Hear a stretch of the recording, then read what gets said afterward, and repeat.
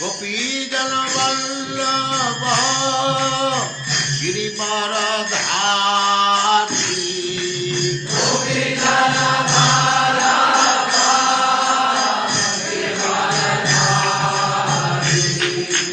गोपीजन वल्लभ गिरिवरधारी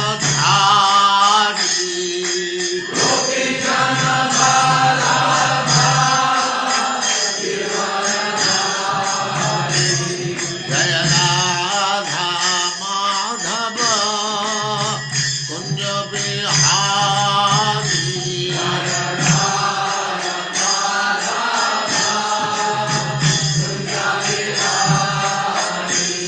जय राधा माधव कुंज बिहारी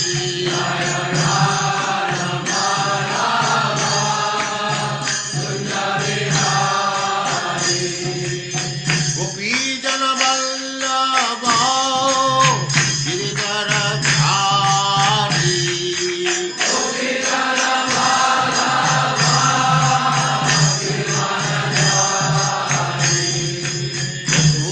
यशोदानंदन ब्रज जनरंजन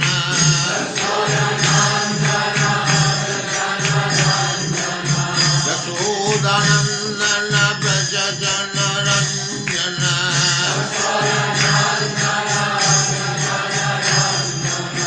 जमुना तीर वनचारी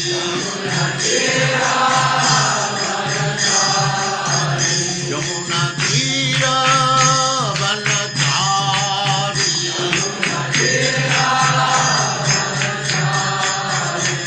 जय राधा माधव कुंज बिहारी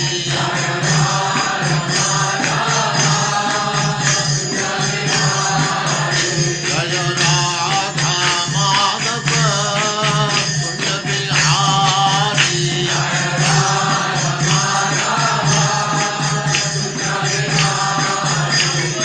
गोपीजन वल्लभ गिरिवरधारी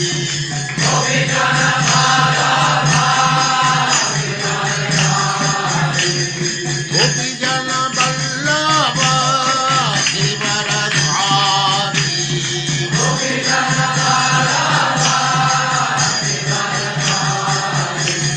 यशोदानंदन ब्रज जनरंजन यशोदानंदन ब्रज जनरंजन जमुना तीर वनचारी जय राधा माधव कुंज बिहारी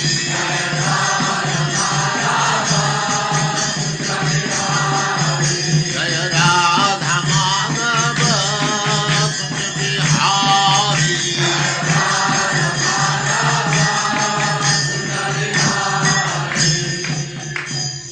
जय उस्माकरं सपरिताय ओम नमो भगवते वासुदेवाय। ओम नमो ओम नमो भगवते भगवते वासुदेवाय। ओम नमो भगवते वासुदेवाय। ओम ओम नमो नमो भगवते भगवते वासुदेवाय। वासुदेवाय। ओम नमो भगवते वासुदेवाय। ओम नमो ओम नमो नमो भगवते भगवते वासुदेवाय। वासुदेवाय। नारायणं नमस्कृत्य नारायणं नमस्कृत्य नमस्कृत्य नरं चैव नरोत्तमं नरं नरं चैव चैव नरोत्तमम् नरोत्तमम् देवीं सरस्वतीं व्यासं देवीं देवीं सरस्वतीं सरस्वतीं व्यासं व्यासं ततो जयमुदीरये। ततो ततो जयमुदीरये। जयमुदीरये। नष्टप्रायेषु भद्रेषु नष्टप्रायेषु भद्रेषु भद्रेषु नित्यं भागवत सेवया नित्यं भागवतं भागवत भागवत सेवया। सेवया। भगवते उत्तमा श्लोके भगवती भगवती उत्तमा उत्तमाश्लोके श्लोके भक्तिर्भवति नैष्टिकी। भक्तिर्भवति भक्तिर्भवति नैष्ठिकी। नैष्ठिकी। हरे कृष्ण, आप सबका स्वागत है। हरे कृष्ण हरे प्रभु जी कृष्णा शत प्रभु जी, दंडवत प्रणाम। हरे कृष्णा सभी दंडवत। एवं प्रलब्धा मुनयः तान् ऊचुः कुपिता नृप जनयिष्यति वो मंदा मुसलम कुलनाशनम। मेरे साथ, एवं प्रलब्धा मुनयः एवं एवं प्रलब्धा मुनयः प्रलब्धमुनयः तान् ऊचुः कुपिता नृप तानृचुः कुपिता कुपितानृप जनयिष्यति वो मंदा जनयिष्यति जनयिष्यति वो यो मंदा मन्दा मुसलम कुलनाशनम। मुसलम मुसलं कुलनाशनम्। कुलनाशनम्। इस प्रकार प्रलब्धा धोखा दिए गए मुन्ययः मुनिगण तान उन बालकों से उचुह बोले, कुपिता क्रुद्ध नृप, हे राजा परीक्षित, जनि सती वह जन्म देगी, वह तुम्हारे लिए मंदा, अरे मूर्खो, मुसलम मुसल को, कुल नाशनम वंश का नाश करने वाले। परीक्षित महाराज सुखमणि परीक्षित महाराज को बता रहे हैं क्या हुआ। हे राजन, हे राजन, राजन, धोखे से इस तरह उपहास का पात्र बनाए गए, धोखे धोखे से इस से तरह इस उपहास का तरह पात्र बनाए बनाए गए, गए, मुनि क्रुद्ध हो गए मुनि क्रुद्ध हो मुनि गए क्रुद्ध हो गए और उन्होंने बालकों से कहा, और उन्होंने बालकों से कहा, मूर्खो, रे मूर्खों, मूर्खों, वह तुम्हारे लिए लोहे का एक मुसल जनेगी। वो वो तुम्हारे लिए तुम्हारे लोहे का लिए एक लोहे मुसल का एक जनेगी। मुसल जनेगी। हाँ, मुसल थी अंदर जो उसने रखी थी, जो तुम्हारे समस्त कुल का विनाश करेगा। जो तुम्हारे समस्त कुल हमारे का समस्त विनाश कुल का करेगा। विनाश करेगा। तात्पर्य माता जी। हरे हरे कृष्णा। प्रभु जी, संदीप प्रभु जी को- पढ़िए प्लीज। हरे हरे कृष्णा। कृष्णा को भी दंडवत प्रणाम। हरे कृष्णा सभी को। मुझे मुझे को होस्ट बना दीजिए। तात्पर्य प्रभुपाद जी के विनीत सेवकों शिष्यों द्वारा प्रभुपाद जी की जय। बद्ध जीव में चार दोष पाए जाते हैं। ये है भ्रम यानी गलती करने की प्रवृत्ति, प्रमाद माया, करना पाटव यानी अपूर्ण इंद्रिया, तथा विपर्यस्या यानी धोखा देने की प्रवृत्ति। किंतु शुद्ध भगवत भक्तों में ये दोष नहीं पाए जाते। फिर भी भगवान कृष्ण ने अपने ही परिवार यदुवंश के बालकों में मनुष्य की घातक निम्न लालसाओं को प्रकट करने होने की व्यवस्था की। इसलिए यादव बालकों ने छन भक्ति संप्रदाय वालों के कार्यकलापों का अनुकरण किया। अपने तिरोधान के पूर्व ही श्री कृष्ण ने चाहा कि मुनिगण यदुवंश के बालकों पर क्रुद्ध हों, जिससे उन्हें ये शिक्षा मिल जाए कि वैष्णवों को मूर्ख, अज्ञानी या संसारी नहीं समझा जा सकता, और इस तरह उनके परिवार वालों का मिथ्या अहंकार कम हो सके। कभी कभी दिग्भ्रमित लोग छन्न भक्तों की भूमिका अदा करके शुद्ध भक्ति की वास्तविक विधि तथा उसका प्रचार कर रहे शुद्ध भक्तों को कलंकित करते हैं। ऐसे मूर्ख छन्न भक्त सोचते हैं कि भगवान के संदेश के वास्तविक प्रचार के प्रति उनका द्वेष या घृणा ही भक्ति है, किंतु वास्तव में यह उनके लिए तथा उनके भागे अनुयायियों के लिए मुसीबत का कारण बनती है।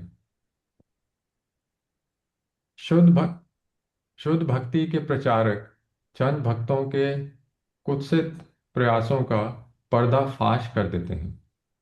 इसी तरह नारद इत्यादि मुनियों ने, जो कि उच्च कोटि के भगवत भक्त थे, यदुवंश के बालकों को मोहग्रस्त मूर्ख कहकर संबोधित किया और उन्हें बतलाया कि इन क्षण गर्भ के भीतर या साधु के क्षण वेश के भीतर से एक मूसल जन्म लेगा, जो तुम्हारे वंश का विनाश का कारण होगा। हाँ, तो ये बहुत अच्छा और है प्रभु। विशेषकर भारत में और अब तो पाश्चात्य देशों में भी दूषित इंद्रिय भोगकर्ताओं का एक वर्ग है, जो अपने को गौड़ीय वैष्णव भी कहते हैं और प्रेम भक्ति की सर्वोच्च दशा प्रदर्शित करने का स्वांग भरते हैं, वे घोषित करते हैं कि भक्ति की सर्वोच्च अवस्था को प्राप्त है और वृंदावन में प्रदर्शित माधुर्य लीला के अंतरंग कार्यों से ही उनका सरोकार है। कभी कभी वे गोपियों का वेश भी बनाते हैं और आदर्श नियमों का पालन किए किए बिना कृष्ण की लीलाओं में प्रवेश करने का झूठा प्रदर्शन करते हैं। प्रेम भक्ति के नाम पर वे कभी कभी शुद्ध कृष्ण भक्तों के विरुद्ध घोर अपराध करते हैं। सांब के तथाकथित घर में लोहे के मसूल के जन्म की इस घटना से स्वयं भगवान ने ऐसी क्षण भक्ति के घातक प्रभावों की शिक्षा दी है। हरे कृष्ण को भी धन्यवाद। तो ये एक ढंग से सोचिए, भगवान की ही महिमा है ये सब कराना, और ऐसी बुद्धि ऐसे ऐसे योग माया ऐसे काम करती है, कुछ भी करा सकती है भगवान की। और शाम्ब उनका अपना जामवती का पुत्र है भगवान से, और उसमें ये बुद्धि आई, और जो बालक थे वो भी उसके साथ में ऐसा उपहास मुनियों से, परम ज्ञानी मुनि हैं नारद जैसे, उनसे, सभी बहुत उच्च कोटि के, तो उनसे मजाक बहुत महंगा पड़ गया। तत्श्रुत्वा ते अति संत्रस्ता विमुच्य सहसा उदरम सांबस्य ददृशो तस्मिन् मुसलम खलु अयः मयम। मेरे साथ, तत्श्रुत्वा ते अति अति संत्रस्ता ततच्छुत्वा ते संत्रस्ता विमुच्य सहसा उदरम विमुच्य सहसोदरम् सहस्रोदरम् सांबस्य ददृशुः तस्मिन् सांबस्य तस्मिन् तस्मिन् मुसलम खलु खलु अयः मयम। मुचलम खलं खल्लो खलु अयस्मयम्। हाँ, वो लगा है, अगर मैं खलु पढ़ूं तो वो अ हो जाएगा, अया फिर विसर्ग आएगा। तत् वह श्रुत्वा सुनकर, ते वे अति संत्रस्ता अत्यंत भयभीत, विमुच्य उघाड़ कर, खोल कर, उसको खोल कर, जो उन्होंने पेट भर मुसल रखा था, सहसा झटपट उधरम पेट को सांब से सांप के ददृश उन्होंने देखा, तस्मिन उसके भीतर मुसलम मुसल खलु निसंदेह अयहमयम लोहे का बना हुआ। मुनियों का शाप सुनकर मुनियों का शाप उसका साथ सुनकर भयभीत बालकों ने भयभीत बालकों ने झट झटपट शाम को पेड़ से कपड़े हटवाए, शाम के झटपट पेड़ शाम के पेट से कपड़े शाम के हटवाए पेट से कपड़े हटवाए और सचमुच उन्होंने देखा कि और सचमुच उन्होंने देखा कि उसके भीतर एक लोहे का मुसल था। उसके भीतर एक लोहे का मुसल था। तात्पर्य माता जी। हरे कृष्णा। सुधीर प्रभु जी पढ़िए प्लीज। हरे कृष्णा। दंडवत प्रणाम सभी को। श्रील प्रभुपाद जी की जय हो। श्रील प्रभुपाद जी के भक्तों द्वारा नारद इत्यादि वैष्णवों के शब्दों को सुनकर यदु बालकों ने सांब के पेट के ऊपर पड़े हुए वस्त्रों को हटा दिया। इस तरह धोखा देकर वैष्णवों के प्रति उन्होंने जो अपराध किया था उसका फल उन्हें मिल गया। वहां उनके वंश को विनिष्ट करने वाला सचमुच का मुसल था। यह उदाहरण दिखलाता है कि दूषित समाज में छद्म का मुसल भक्तों के समाज में पाई जाने वाली शांति कभी नहीं ला सकता। इसके विपरीत छद्म समस्त भक्तिविहीन कार्यों तथा छद्म भक्तों के मनमाने सिद्धांतों को ध्वस्त करता है। यदुकुल के बालक अपनी उच्च स्थिति को उलटने के विषय में सतर्क थे और ये सोच रहे थे कि जब तक वे अपनी चाल को छुपा रखेंगे तब तक अन्य लोग ऐसी शिष्ट धोखाधड़ी को पहचान नहीं पाएंगे। इतने पर भी वे भगवान के भक्तों के विरुद्ध अपने घोर अपराध के फलों से अपने वंश को बचा सकने में असमर्थ थे। हरे कृष्ण। दंडवत प्रणाम सभी को। अब क्या करते हैं ये? किम कृतम मंद भाग्यैः किम वदिष्यन्ति नो जना इति विह्वलिता गेहान् आदाय मुसलम ययुः। मेरे साथ, किम कृतम मंद भाग्येन किम कृतं मंदभाग्यैर्न किम वदिष्यन्ति नो जना किं वदिष्यन्ति नो जनाः इति विह्वलिता गेहान् इति आदाय मुसलम ययुः। आदाय मुसलम् किम क्या कृतम किया गया मंद भाग्य अभागों द्वारा न हमारे द्वारा किम क्या बदिष्यति कहेंगे न हमसे जना परिवार वाले इति इस प्रकार कहते हुए विह्वलिता विह्वल गेहान अपने घरों को आदाय लेकर मुसल को ययु चले गए। मेरे साथ यदुवंश के तरुण लोगों ने कहा यदुवंश के तरुण ने कहा ओ यह हमने क्या कर डाला, हमने क्या कर डाला। हम कितने अभागे हैं, हम कितने अभागे हैं। हमारे परिवार वाले हमसे क्या कहेंगे, हमारे परिवार वाले हमसे क्या कहेंगे। ऐसा कहते हुए तथा अति शुद्ध होकर वे अपने साथ उस मूसल को लेकर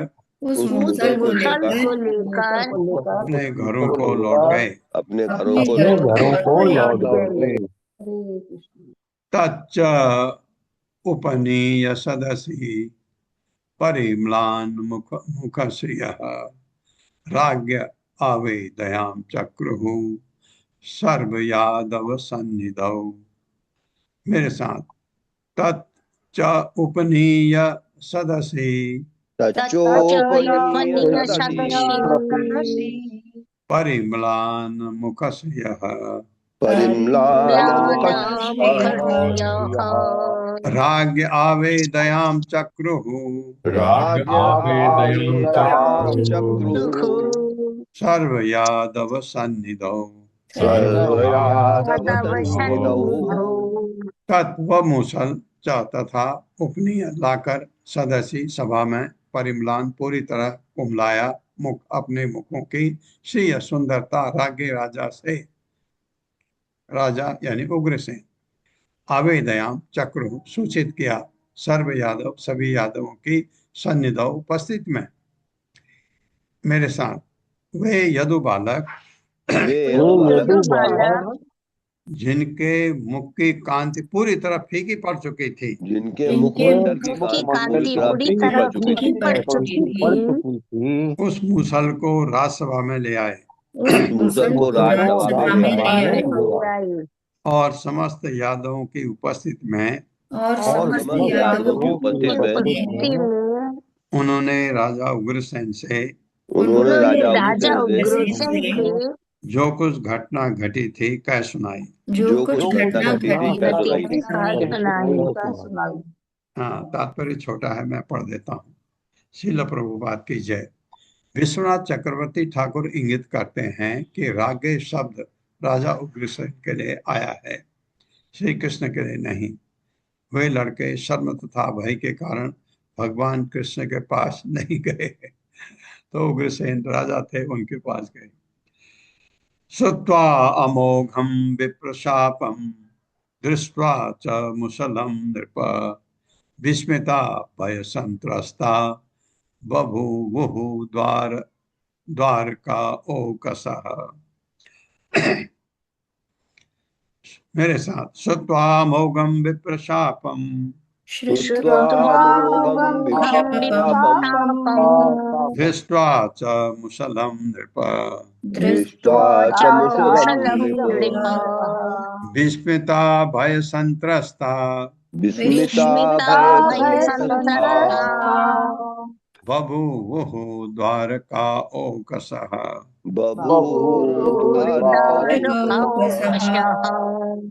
श्रुत्वा सुनकर अमोघम व्यर्थ जाने वाला विप्रशापम ब्राह्मणों का शाप वो बेकार नहीं जाएगा, वो तो होके रहेगा। दृष्टवा देखकर, हाँ भगवान उसको पलट सकते हैं, लेकिन वो भगवान पलटने वाले नहीं। दृष्टवा देखकर च तथा मुसलम मुसल को नृप, हे राजा विस्मिता चकित भाई भाई से संत्रस्ता किंग कर्तव्य विमूढ़ यानी उदासीन बबू हो गए द्वारका हो गए द्वारका के निवासी। हे राजा परीक्षित, हे हे राजा राजा परीक्षित, परीक्षित, जब द्वारका वासियों ने जब द्वारकावासियों ने वासियों ने ब्राह्मणों के अमोघ शाप को सुना ब्राह्मणों ब्राह्मणों को के अमुक अमोघ आपको शाप सुना और मूसल को देखा, और और मूसल को मूसल को देखा देखा तो ये भय से विस्मित तो वे भय से विस्मित विस्मित तथा किंग कर्तव्य विमूढ़ हो गए। तथा किंग तथा कर्तव्य किंग विमूढ़ हो गए। कर्तव्य विमूढ़ हो गए। हाँ, किंग कर्तव्य विमूढ़ का अर्थ उदासीन ही होता है ना। देखिए क्या है, प्रभु जी, ये होता है कि वो क्या कर रहे हैं समझ में ना आए। हाँ समझ ना आए, वही मतलब असमंजस में पड़ गए। असमंजस। तच्चूर्णयित्वा, अब राजा क्या बताते हैं, तच्चूर्णयित्वा मुसलम यदुराज स आहुकः समुद्र सलिले प्रास्यत् लोहम च अस्य अवशेषितम्। मेरे साथ, तच्चूर्णयित्वा मुसलम तच्चूर्णयित्वा मुसलम् यदुराजः स आहुकः यदुराजः आहुकः समुद्र सलिले प्रास्यत्, एक लौ तौ में समुद्र बदल जाएगा, तले प्रासल समुद्र सलिले प्राश्य प्रास्यत् एक लौ तो लौ का तौ हो जाएगा। समुद्र सलिले प्रास्यत् समुद्र समुद्र सलिले सलिले प्राश्य लोहम च अस्य अवशेषितम्। लोहम अवशेषितम्। तत् उसको चूर्णयित्वा चूरे चूरे कराकर, उसका पाउडर बनाकर, मुसलम मुसल को यदुराजा यदु के राजा ने सह उस आहुक उग्रसेन ने समुद्र समुद्र के सलिले जल में प्राश्यत फेंक दिया, लोहम लोहे के च तथा अस्य मुसल के अवशेषितम अवशिष्ट बचे हुए, चूरा किया जो बचा है उसको समुद्र में, सबको समुद्र में फेंक दिया।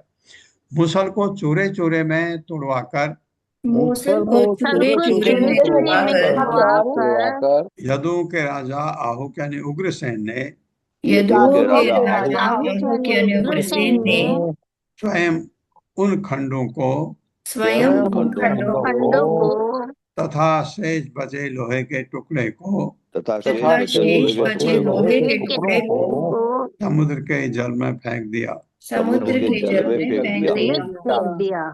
तात्पर्य माता जी। हरे कृष्णा। चिरंजीत प्रभु जी पढ़िए प्लीज। हरे कृष्णा प्रभु जी, हरे कृष्णा माता जी, दंडवत प्रणाम। तात्पर्य शिला प्रभुपाद जी की जय।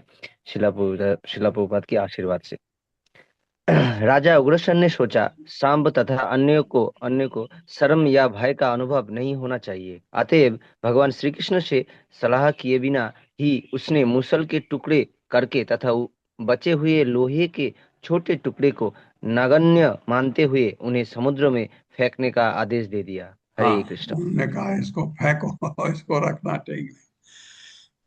कश्चित् मत्स्यो अग्रसीत् लोहम चूर्णानि तरलय ततः उह्यमानानि बेलायां लग्नानि आसन किलैका किल किल एरका मेरे साथ। कश्चित् मत्स्यो अग्रसीत् लोहम अग्रशीतिलोहम् चूर्णानि तरले ततः चूर्णानि उह्यमानानि बेलायां उह्यमानानि वेलायाम् लग्नानि आसन किल एरका लग्नान्याशक्तिलैरका कश्चित् किसी मछली ने अग्रसीतः निगल गई लोहम लोहे को चूर्णानि चूरा तरल लहरों से तट ततः उस स्थान से उह्यमानानि ले जाया जाकर बेलायाम तट पर लग्नानि चिपके हुए आसन हो गए। जो पतले चूरा था वो किनारे आ गया, लोहा वो मछली निकल गई। किलो निसंदेह एर का नरकट विशेष प्रकार की तीक्ष्ण धार वाली घास। मेरे साथ पढ़े, किसी मछली ने वो लोहे का टुकड़ा निगल लिया। किसी मछली ने वो लोहे का टुकड़ा निगल लिया और लोहे के शेष खंड लहरों द्वारा किनारे पर लग गए। जहां पर वे ऊंचे तीक्ष्ण नरकटों के रूप में उगाए।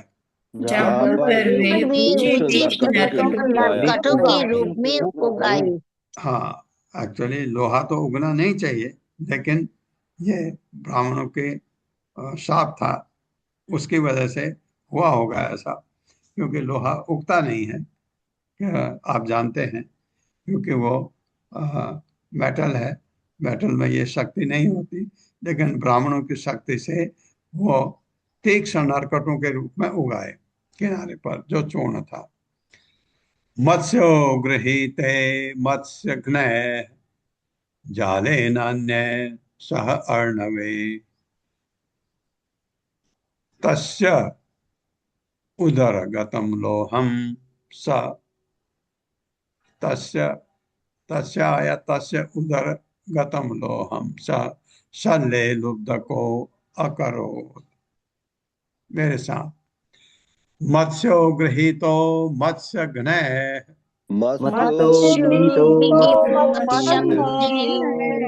जालेन अन्ये सह अर्णवे तस्य उदरगतं लोहं सा शल्ये लुब्धको अकरोत्।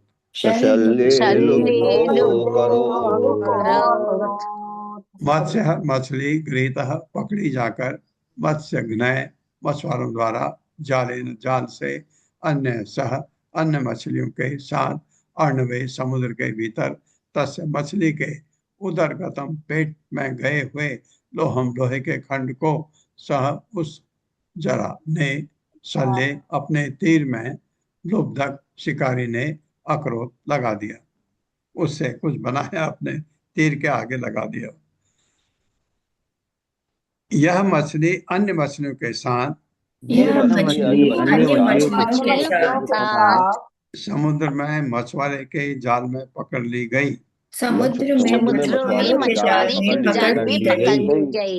इस मछली के पेट में स्थित लोहे के टुकड़े को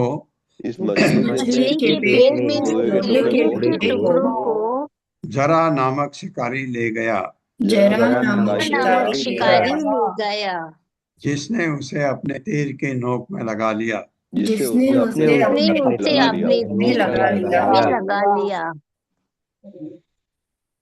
भगवान ज्ञात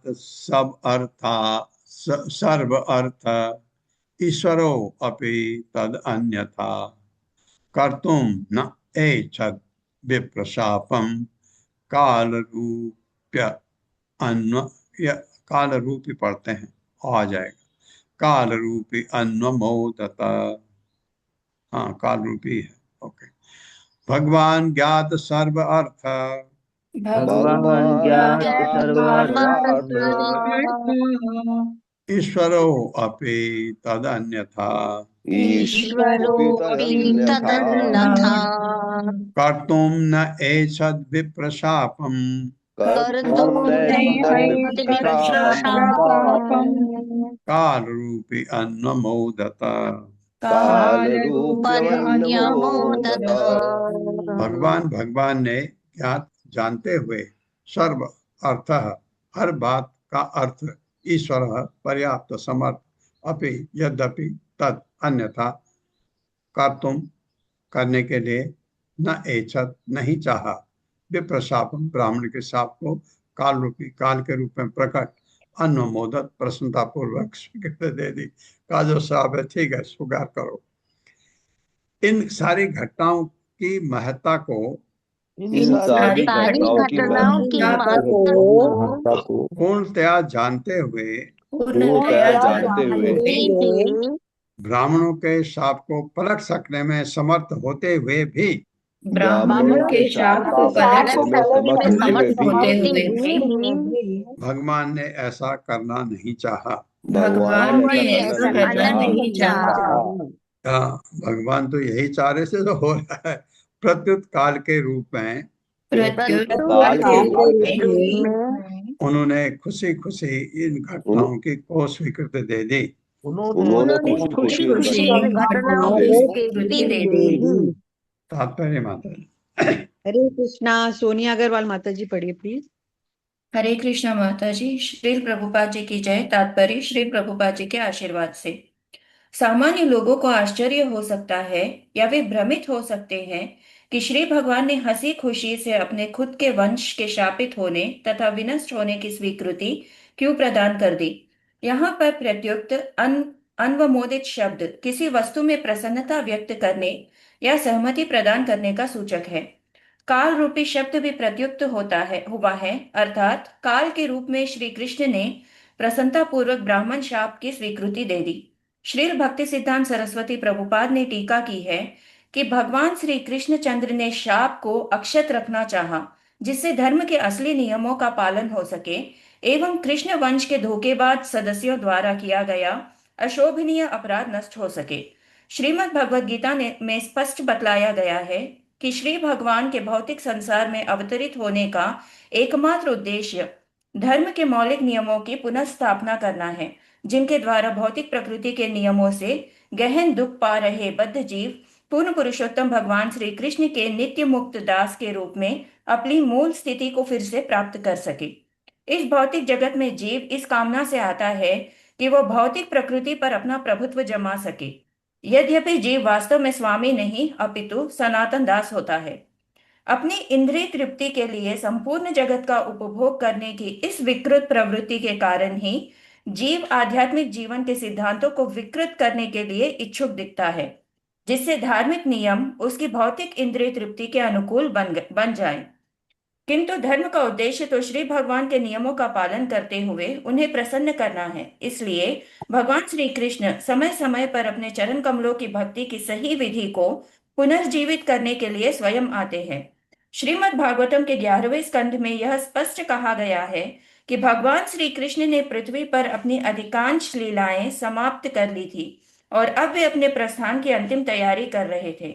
इसलिए वे इस युग के जीवों के लिए स्पष्ट उपदेश छोड़ जाना चाहते थे कि कोई तथाकथित धार्मिक व्यक्ति, भले ही वह इतना उच्च हो कि उन्हीं के कुल में उत्पन्न हो, फिर भी श्री भगवान के नारद मुनि जैसे शुद्ध भक्तों को दिए जाने वाले आदर तथा सम्मान का उल्लंघन नहीं कर सकता। श्री कृष्ण के आध्यात्मिक प्रगति के लिए इतना आवश्यक है कि श्री भगवान ने कलयुग के बद्ध जीवों को यह बतलाने के लिए अपने समूचे वंश के विनाश की अचिंत्य लीला संपन्न की। श्रीमद् भागवतम में उन संकटों की ओर इशारा किया गया है जो पूर्ण पुरुषोत्तम भगवान के लोप होने के बाद आएंगे। ऐसे ही संकट श्री चैतन्य महाप्रभु के तिरोधान के बाद भी आए थे, क्योंकि गौड़ीय वैष्णव द्वारा उन्हें साक्षात भगवान श्री कृष्ण के रूप में स्वीकार किया गया है। भागवतम अपनी विविध शिक्षाओं द्वारा धोखाधड़ी वाले उस छद्म धर्म को निकाल फेंकने के लिए कहता है जो भगवान के प्रस्थान के बाद मानव समाज में प्रचलित हो जाता है। श्री चैतन्य महाप्रभु ने अपने वदान्य लीलाओं को प्रदर्शित करते हुए दक्षिण भारत में उन अपसंप्रदायों के झूठे सिद्धांतों को अथवा उन छद्म भक्तों की तथाकथित शिष्य परंपराओं को उखाड़ फेंका था, जिन्होंने बौद्धों तथा जैनों के नास्तिकवादी सिद्धांतों को ग्रहण करके अपने आप को प्रभावशाली बना रखा था। इस तरह महाप्रभु ने समूचे भारत को कृष्ण भक्ति की ओर उन्मुख किया, जिससे श्री चैतन्य महाप्रभु और उनके अनुयायियों के विस्तृत प्रचार के कारण श्री भगवान की भक्तिमय सेवा के अतिरिक्त इस विश्व में वार्ता का कोई अन्य विषय ही न रह पाया। त्रिदंडीपाद प्रबोधानंद सरस्वती ने अपने श्लोक स्त्री पुत्रादि कथाम जहुर विषय में के इस तथ्य को विस्तार में लिखा है।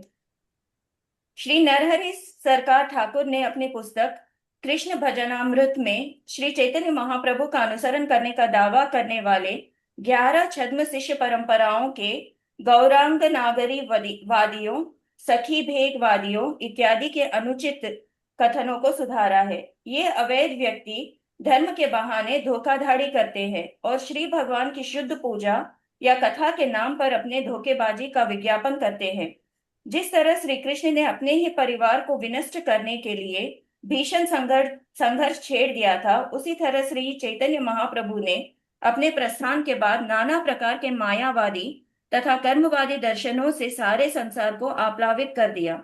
उन्होंने ऐसा इसलिए किया जिससे 11 अपसंप्रदायों अथवा अवैध शिष्य परंपराओं से संबंधित लोग तथा अनेक अन्य अपसंप्रदाय जो भविष्य में पैदा हो विनष्ट हो जाए और वे श्री चैतन्य महाप्रभु के भक्त या उनके वंश के वंशज न कहला पाए। उसी के साथ साथ श्री चैतन्य महाप्रभु ने अपने अनुयायियों को इस धोखेबाजों की छद्म भक्ति से पृथक रखने की भी व्यवस्था की।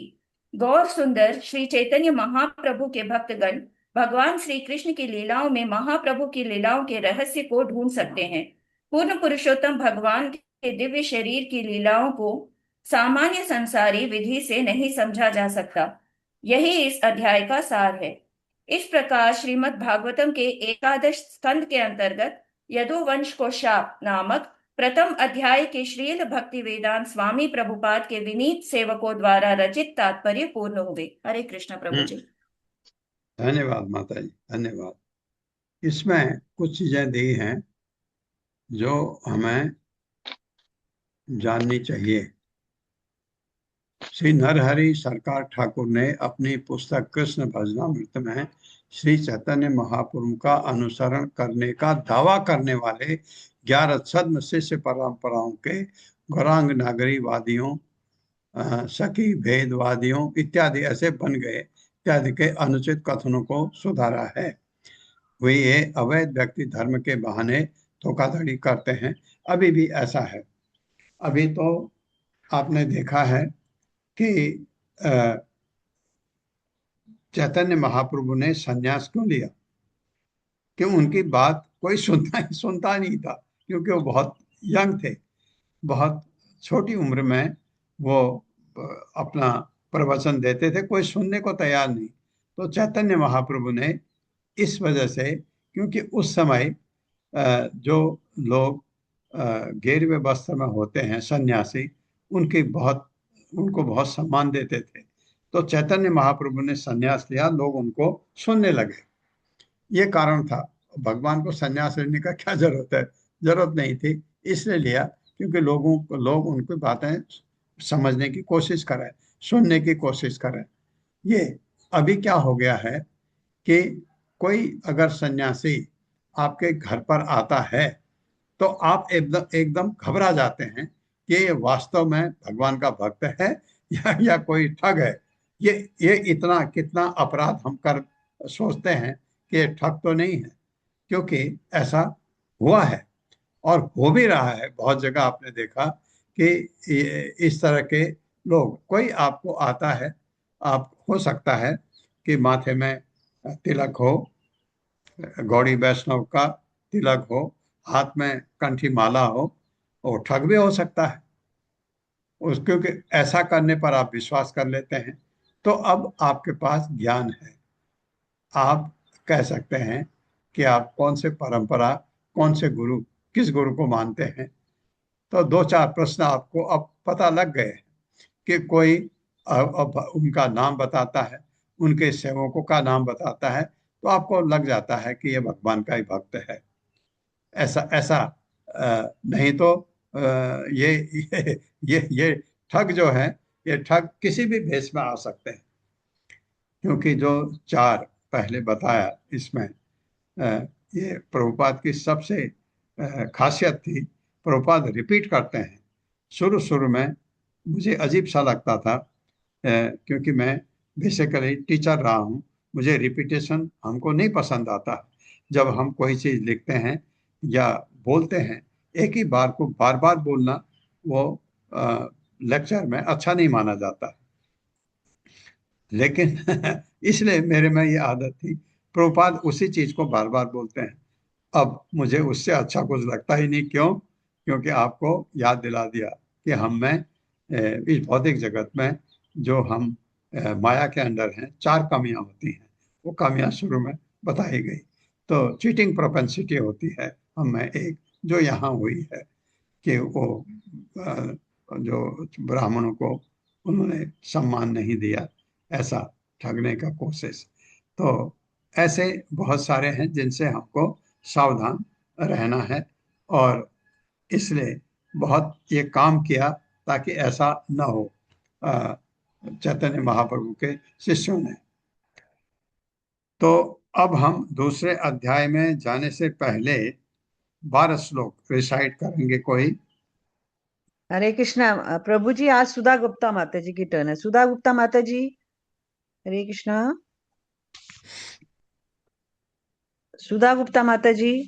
ये 12वां श्लोक आपने ग्रुप में डाल दिया था ना? जी जी जी प्रभु जी, डाल दिया। ओके ओके माता। सुधा गुप्ता माता जी, हरे कृष्णा। हाँ, सुधा गुप्ता माता जी के यहाँ नॉइज बहुत रहती है, उनसे मैंने कहिए उनको नॉइज। हाँ, माता जी पढ़िए। माता जी सुधा गुप्ता माता जी पढ़िए प्लीज। हरे कृष्ण प्रभु जी। हाँ पढ़िए। मैं अनम्यूट नहीं हो पा रही थी तब।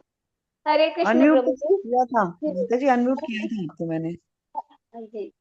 हरे कृष्ण प्रभु जी, दंडवत प्रणाम। हरे कृष्ण माता जी, बहुत बहुत धन्यवाद। ओम नमो भगवते वासुदेवाय। ओम नमो भगवते वासुदेवाय। जन्माद्यस्य यतोऽन्वयात् इतरतश्चार्थेषु अभिज्ञास्वराट्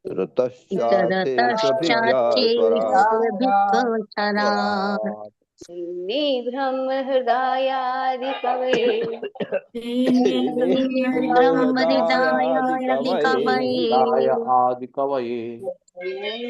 यत् सूर्या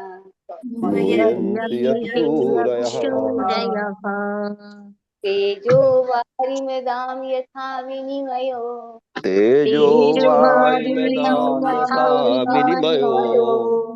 यत्र तिसर्गो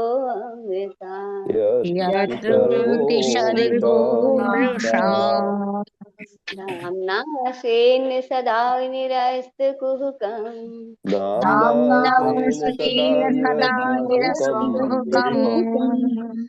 सत्यं परम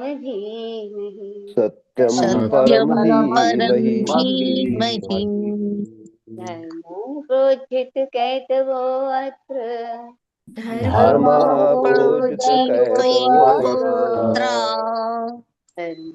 निर्मत शरणां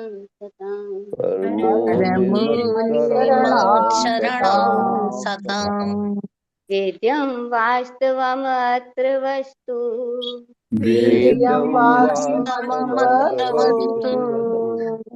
शिवदं तापत्रयो उन्मूलनम्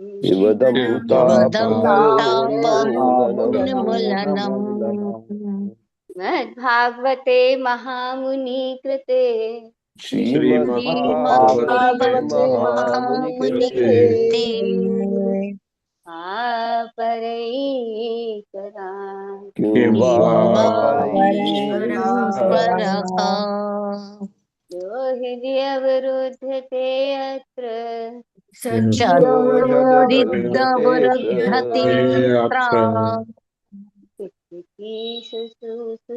तत्क्षणा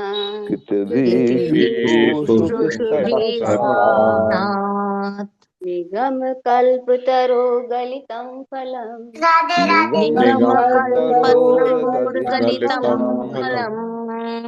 सुखात अमृत जग संयुतम्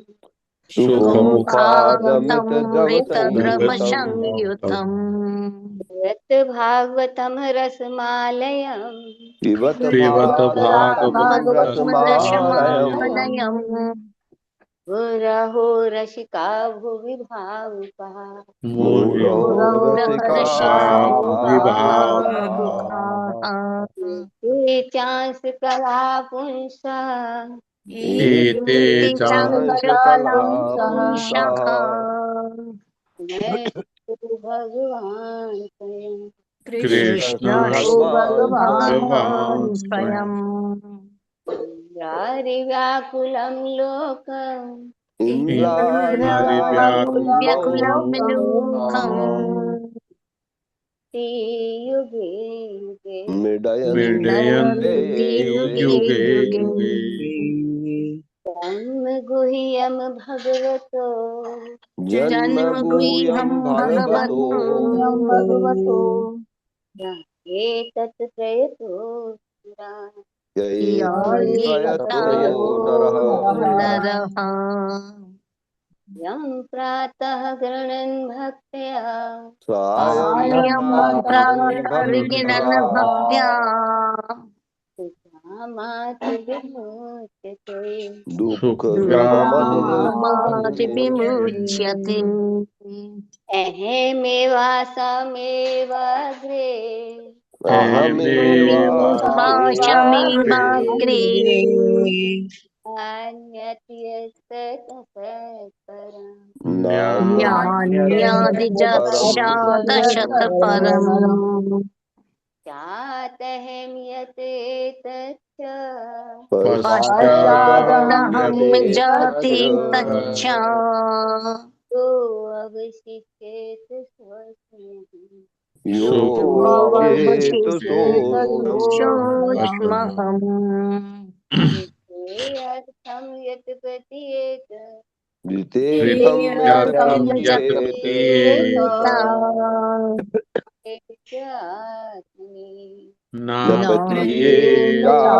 नापत्येचात्मनि तद्विद्यात्मनो मायाम् तद्विद्यात्मनो मायाम् आभासो यथा यथा भासो यथा तमः तथा महान्ति भूतानि यथा महान्ति भूतानि तेषु चावचेष्वनु भूतेषु चावचेष्वनु इष्टानि प्रविष्टानि प्रविष्टान्यप्रविष्टानि तेषु न तेषु तथा तेषु न तेष्वहम् तावदेव जिज्ञास्यम् एतावदेव जिज्ञास्यम्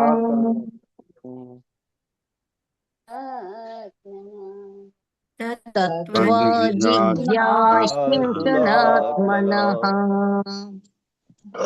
एकाभ्याम् अन्योन्यतिरेकाभ्याम् सर्वत्र सर्वदा यथा सर्वदा नारदा शम्भु स्वयं नारदा शम्भुः हरो कपिलो कुमारो कपिलो मनुः प्रहलादो जन को भीष्म जन को भीष्म बलि वैयासिकी जय वैयाशकीर्वयम् ते अनुकम्पां सुसमीक्ष्यमाणो अनुकम्पामिषु समीक्षमाणो अनेवात्मकृतं विपाकम् भुञ्जानेवात्मकृतं विपाकम् दुर्वाक्वपुभिः विदधात् नमस्ते नमस्ते जीवेत्यो मुक्तिपदे सदायका सदाय भाव। हरे कृष्ण प्रभु जी 12वां श्लोक प्लीज मुझे स्क्रीन पर दिखाया जाए। मैंने स्क्रीन में है माता जी, दिख रहा है, स्क्रीन में है, चैट बॉक्स में ऊपर करिए। चैट में है माता जी। उनको मत बोलिए, अपना पढ़ दीजिए माता जी, उनके भरोसे मत रहिए। मैं बोल दूं? हाँ बिल्कुल बिल्कुल, पढ़िए आप माता जी, बोलिए। पढ़िए। तब कथामृतम जीवनम, बोलिए आप लोग।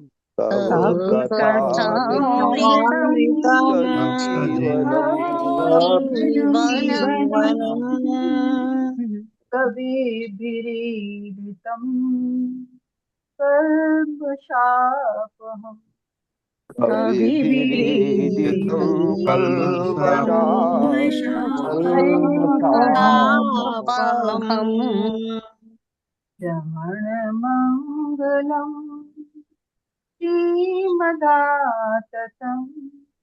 श्रवणमङ्गलम् श्रीमदाततम् भुवि गृह्णन्ति ये भूरिदा जनः भुवि गृह्णन्ति भूरिदा जनाः। धन्यवाद आप लोगों का। अध्याय 2 में आप सबका स्वागत है। 9 योगेंद्रियों से महाराज निमि की भेंट। 9 योगेंद्रियों से ये योगेंद्र ये भगवान ऋषभ देव के पुत्र, पहले भरत, उनके बाद 9 ये योगेंद्र हुए थे। उनका वर्णन है इस अध्याय में, तो पढ़वाइए माता जी। हरे कृष्णा। सुशील गुप्ता प्रभु जी पढ़िए। हरे कृष्णा प्रभु प्रणाम। शिल प्रपात की जय। तात्पर्य शिल प्रपात के विनीत भक्तों के द्वारा। अध्याय 2 9 योगेंद्रों से महाराज निमि की भेंट।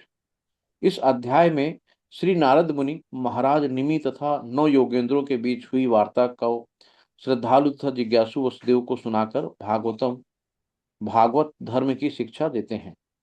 भगवान श्री कृष्ण का दर्शन पाने के लिए अत्यंत इच्छुक देवर्षि नारद प्रायः द्वारका में ही रहते थे। पूर्व काल में वसुदेव जी ने श्री भगवान की माया से मोहित होकर पुत्र प्राप्ति के उद्देश्य से श्री भगवान अनंत की पूजा की थी, किंतु मुक्ति के लिए पूजा करने से चूक गए थे। एक बार श्री नारद मुनि वसुदेव के घर पधारे। वसुदेव जी ने उचित आदर देकर उनकी पूजा की, उनका आदर सत्कार किया और उस शुद्ध भक्ति के विषय में सुनाने के लिए उनसे प्रार्थना की, जो मनुष्य को सभी प्रकार के भयों से मुक्त करने वाली है। श्री नारद मुनि ने वसुदेव की स्थिर मति की प्रशंसा की और विदेह राज निमि तथा ऋषभ देव के पुत्र 9 योगेंद्रों के बीच हुई वार्ता का पुराना इतिहास कह सुनाया। स्वयंभू मनु का पुत्र प्रियव्रत था, उसका पुत्र आग्निध्र था, जिसका पुत्र नाभि हुआ। नाभि के पुत्र रूप वासुदेव के श्वास के रूप में भगवान ऋषभ देव ने अवतार लिया। ऋषभ देव के 100 पुत्र हुए, जिनमें से सबसे ज्येष्ठ पुत्र भरत थे, जो नारायण के महान भक्त थे, जिनके नाम पर यह पृथ्वी भारत वर्ष के नाम से प्रसिद्ध हुई। इसके पूर्व अजना भवर्ष कहलाती थी। ऋषभ देव के अन्य 9 पुत्र 9 योगेंद्र कहलाते थे। ये थे कवि, हवीर, अंतरिक्ष, प्रबुद्ध, पिप्लावन, आविर्होत्र, द्रुमिल, चमस तथा करभाजन। ये आत्मज्ञान में निपुण थे और अपने लक्ष्य में स्थिर थे तथा पूर्णता के लिए सतत प्रयत्नशील रहते थे। ऋषभ देव के अन्य 9 पुत्रों ने क्षत्रिय धर्म स्वीकार किया और नौ द्वीपों के स्वामी हुए, जिनसे मिलकर भारतवर्ष बना। उनके अन्य 81 पुत्र स्मृति में पारंगत ब्राह्मण बने, जिन्होंने सकाम यज्ञ के मार्ग का प्रचार किया। ये 9 योगेंद्र बिना किसी बाधा के इच्छानुसार कहीं भी आ जा सकते थे। ये पूर्ण पुरुषोत्तम भगवान मधुसूदन के प्रत्यक्ष पार्षद थे और ब्रह्मांड के विभिन्न ग्रहों को सुरक्षा प्रदान करने के लिए मुक्त भाव से विचरण करते थे। मानव शरीर किसी भी क्षण नष्ट हो सकता है, तो भी यह अतीव दुर्लभ उपलब्धि है। इससे भी दुर्लभ है इस मानव शरीर के होते हुए श्री भगवान के वैकुंठवासी विश्वस्त भक्तों की संगत प्राप्त करना। ऐसे संत पुरुषों की संगति चाहे क्षण के भी अल्पांश के लिए क्यों न हो, जीव को सारे लाभ प्रदान करने वाली है। इसलिए राजा निमि ने सभी 9 योगेंद्रों को समुचित आसन प्रदान किया, उनकी पूजा की, उन्हें विनीत होकर नमस्कार किया और उनसे प्रसन्नता पूर्वक भागवतम धर्म के विषय में पूछा। भागवतम धर्म यह श्री भगवान की शुद्ध भक्तिमय सेवा आत्मा के लिए एकमात्र परम सौभाग्य है। ऐसी सेवा से प्रसन्न होकर श्री भगवान भक्त को अपने आप को भी प्रदान कर देते हैं। राजा के प्रश्न का उत्तर देने के लिए 9 योगेंद्रों में से कवि इस प्रकार बोले। प्रगति के वे साधन जिनका वर्णन स्वयं श्री भगवान ने किया है और जिनके द्वारा मूर्खों को भी पूर्ण आत्म साक्षात्कार प्राप्त हो जाता है, भागवत धर्म कहलाते हैं। ये भागवत धर्म अच्युत भगवान के चरण कमलों की सेवा के रूप में प्रकट होने वाले हैं और जीव के सारे भय उन्मूलन करता है। इस भागवत धर्म का पालन करने पर यदि कोई व्यक्ति दोनों आंखें मूंद कर दौड़े तो भी वो लड़खड़ाएगा नहीं और गिरेगा भी नहीं। मनुष्य अपने शरीर, मन, वचन, बुद्धि, चेतना, इंद्रियों एवं स्वाभाविक प्रवृत्ति इत्यादि से जो भी करता है वो सब भगवान नारायण को अर्पित किया जाना चाहिए। जो लोग श्री भगवान के चरण कमलों से प्रीत नहीं करते वे माया के वशीभूत हो जाते हैं और वे ईश्वर के स्वरूप को भूल जाते हैं और अपने आप को नश्वर शरीर मानने से माया के पास में फंस जाते हैं। भौतिक आकर्षण के फेर में आकर वे अत्यंत भयभीत हो उठते हैं। इसलिए उनके लिए सबसे अच्छी बात यही है कि वे योग्य गुरु को अपना जीवन अर्पित कर दें और पूर्ण भक्ति के साथ माया के परम नियंता श्री भगवान की पूजा करें। जिस प्रकार भोजन करने से धीरे धीरे भूख बुझती है और हर कौर से पोषण एवं संतोष मिलता है, उसी तरह शरणागत भक्त को श्री कृष्ण के अतिरिक्त अन्य वस्तुओं से विरक्त होने लगती है। श्री भगवान का व्यक्तिगत अनुभव होता है और साथ साथ भगवत प्रेम का आस्वादन मिलता है। इसके बाद हवीर ने प्रथम, द्वितीय तथा तृतीय कोटि के भक्तों के लक्षण बताए। जो व्यक्ति श्रद्धा पूर्वक भगवान श्री विष्णु के अर्चा विग्रह की नियमित पूजा करता है, कृष्ण वैष्णव के प्रति तथा विष्णु से संबंधित वस्तुओं में से अनुरक्त नहीं रखता, वो भौतिकवादी भक्त है। जो व्यक्ति श्री भगवान से प्रेम करता है, भगवत भक्तों से मैत्री रखता है, अज्ञानियों पर दया दिखाता है और श्री विष्णु तथा वैष्णव के शत्रुओं के प्रति उदासीन बरतता है, वो मध्यम भक्त है। और जो भक्त हर वस्तु में श्री भगवान की उपस्थिति देखता है और हर वस्तु को श्री भगवान के भीतर देखता है, वो सर्वोच्च भक्त है। प्रथम कोटि के भक्त का वर्णन 8 श्लोकों में हुआ है, जिसके अंत में कहा गया है कि ऐसा प्रथम कोटि का भक्त श्री भगवान को सदैव प्रेम के बंधन से अपने हृदय में बांधे रखता है। भगवान श्री हरि ऐसे भक्तों के हृदय से कभी दूर नहीं जाते। हरि बोल। हरे कृष्णा प्रभु, हरे कृष्ण माता जी। बहुत सुंदर, बहुत सुंदर, ये बहुत सुंदर है। इस पर आएगा, मैं इस पर चर्चा नहीं कर रहा हूँ। पल्लवी माता जी पहले अध्याय के बारे में कुछ कहना चाहती हैं? नहीं प्रभु जी, हमने तो पहले अध्याय का चर्चा कर लिया था। तो भगवान का योजना, भगवान की योजना है कि यदुवंशियों के ये बालकों को श्राप मिलना। और ये जो एक प्रभुपाद जी एक लाइन डाले थे, राखी मारे कृष्ण की, कृष्ण मारे राखी की। और हाँ, भगवान की इच्छा है तो वो किसी इच्छा को है तो मारने- होके रहेगा। ठीक है, हाँ, और ठीक है। उनकी मारने की इच्छा है तो जैसा न तैसा करके वो उनको मार ही डालेंगे भगवान। तो लीला है हरे भगवान कृष्ण, हरे की। कृष्णा। र्युमा माता जी, आप सुन पा रही हैं? हरे कृष्ण प्रभु जी, दंडवत प्रणाम जी प्रभु जी, बिल्कुल सुन रही हूँ प्रभु जी आपको। हरे कृष्णा प्रभु जी। हाँ, बोलिए माता जी, कुछ बोलना है? नहीं, बस प्रभु जी आपको सुन रहे हैं और भगवान अब जाने वाले हैं, लीला समेटने की तैयारी कर रहे हैं। वो सुन के प्रभु जी पता नहीं एनर्जी सी खत्म हो जाती है। लगता है कि कैसा रहा होगा वो समय कि पहले थे और फिर चले गए। मतलब पता नहीं प्रभु जी, कुछ वर्ड्स नहीं मिलते। अजीब सा होता है प्रभु जी सुन सुन के। पता नहीं जब वो अध्याय आएगा तो क्या ही होगा, पता नहीं। हरे कृष्ण। आप सबका बहुत बहुत धन्यवाद है। हरे कृष्ण। हरे कृष्ण ओम प्रभु जी। अज्ञानतिमिरान्धस्य ज्ञानाञ्जन शलाकया चक्षुरुन्मिलितमेन तस्मै श्रीगुरवे नमः। नमः विष्णुपादाय कृष्णप्रेष्ठाय भूतले श्रीमते भक्तिवेदांत स्वामिनीति नामिने। नमस्ते सरस्वती देवे गौरवाणी प्रचारिणे निर्विशेष शून्यवादी पाश्चात्य देशतारिणे। जय हो श्री कृष्ण चैतन्य प्रभु नित्यानंद श्री अद्वैत गदाधर शिवासादि गौर भक्त वृंद। हरे कृष्णा कृष्ण कृष्ण हरे हरे, हरे राम राम राम हरे हरे। आप सबका बहुत बहुत धन्यवाद है। हरे कृष्णा हरे प्रभु कृष्णा प्रभु जी, दंडवत प्रणाम। कृष्ण प्रभु जी, सारे जी, दंडवत दंडवत प्रणाम। प्रणाम धन्यवाद प्रभु प्रभु जी, जी। बहुत बहुत कोटि धन्यवाद। धन्यवाद प्रभु प्रभु जी। जी। प्रणाम प्रभु श्री जी। कृष्ण।